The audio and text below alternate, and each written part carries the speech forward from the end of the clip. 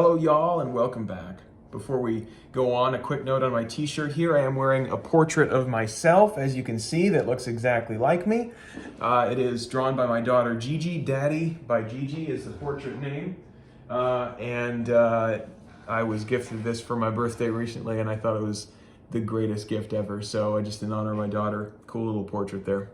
We're talking about morality, we're talking about relativism and absolutism and the views of morality. In the last video, I talked about the core four moral values which constitute, or the four moral values rather, which constitute the core of morality, and which four values I claim are shared by all cultures at all times. Now, in this video, I'd like to talk a little bit about four things which are often mistaken for different moralities, the phenomenon of different moralities, but which should not be counted as different moralities, which shouldn't properly count as different moralities. And the first thing is, if we're talking about this core four, the first thing that shouldn't be counted is differences around the periphery. This should not count as different moralities. And here I'm referring specifically to religious and sexual practice.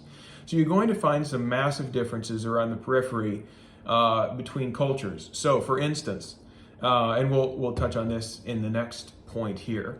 But in Christian culture, or I'm going to start with Muslim culture. In Muslim culture, alcohol is forbidden. It's a teetotaling religion, forbidden by the Prophet Muhammad.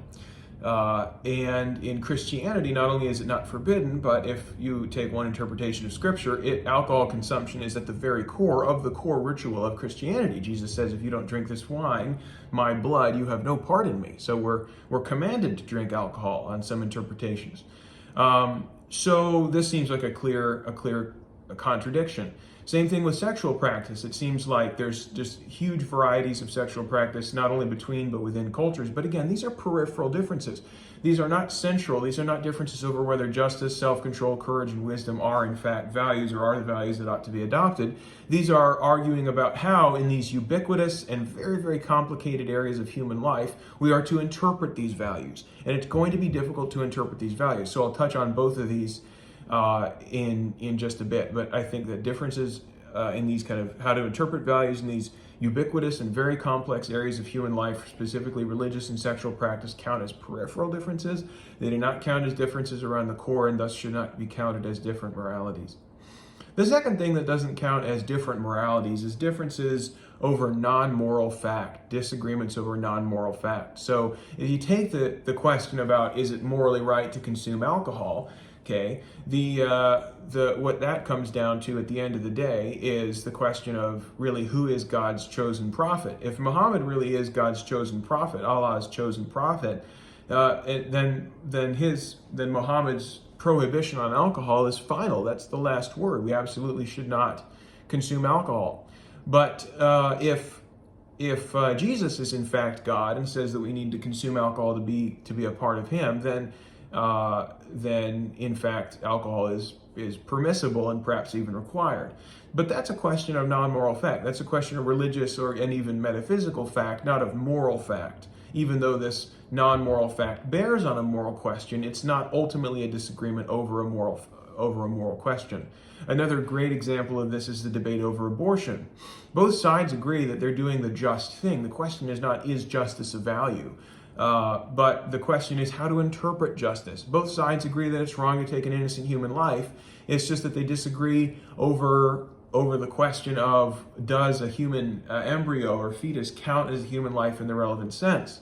Now this is a fascinating and interesting question and vitally important that we answer this to get to the bottom of the abortion debate, but it is not a moral question. I'm sorry, it's a biological or scientific question. It's a question for the biologists or for the anthropologists, the people that define what a human being is.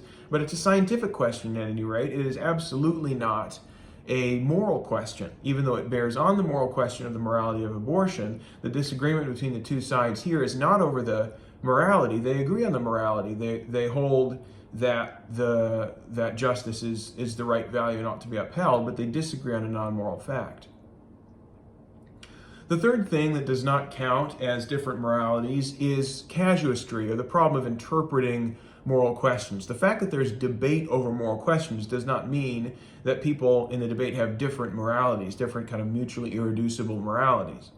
I ask a question at the beginning of this class: if you're in a committed relationship, is it right to be in touch, or is it morally permissible, rather, to be in touch with your exes? And almost exactly 50% of my students say yes, it is, and almost exactly 50% say no, it isn't. Almost half say yes.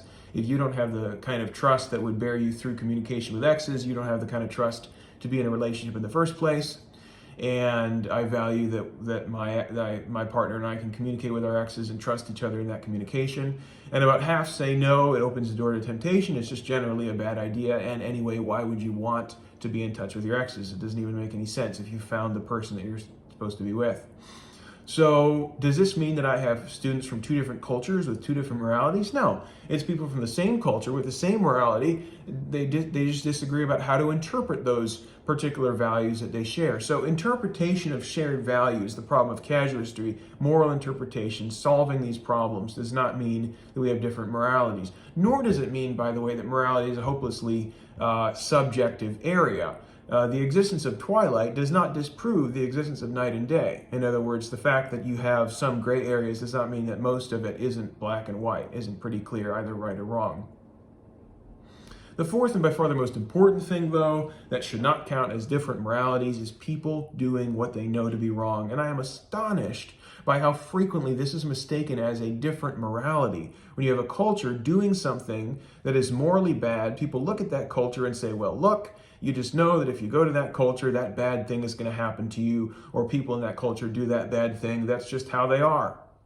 But this, unless it's being incredibly disrespectful of the culture, is mistaking for what the culture believes, what they do. And those are not the same thing. People do the wrong thing all the time. People all the time, all of us, do what we know to be wrong. That doesn't mean that we value being a bad person. It means that we're not living up to the values that we in fact have. And the question is not, do people in fact abide by the values that they have, but do they have the same values as other cultures? When you look at the values, you find that they're the same. Another thing that's the same, though, is that people don't do what they know to be right.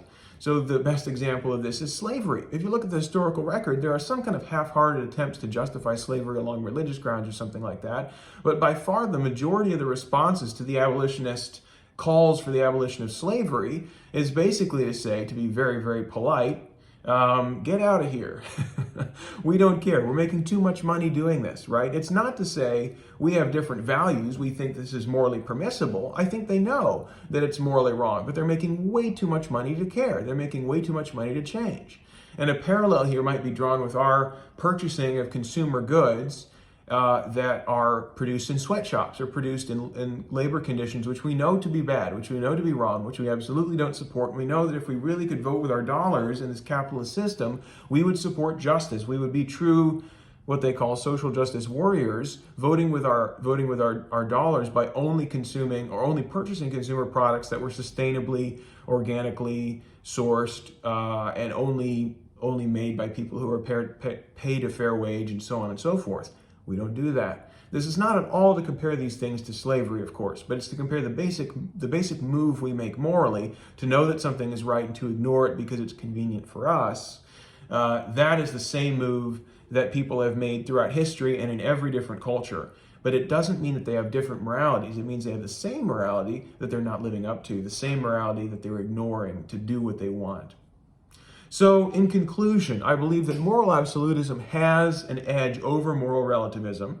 I believe that moral relativism makes a compelling case, especially with the language defense, but I think the language defense ultimately begs the question. I think that moral relativism cannot account for the factor of moral reformers, and that it makes too much sense to hold that every culture does hold at the core the same values. Finally, that the four primary things that are often taken to be evidence of different moralities, if you look a little closer beneath the surface, do not in fact count as different moralities.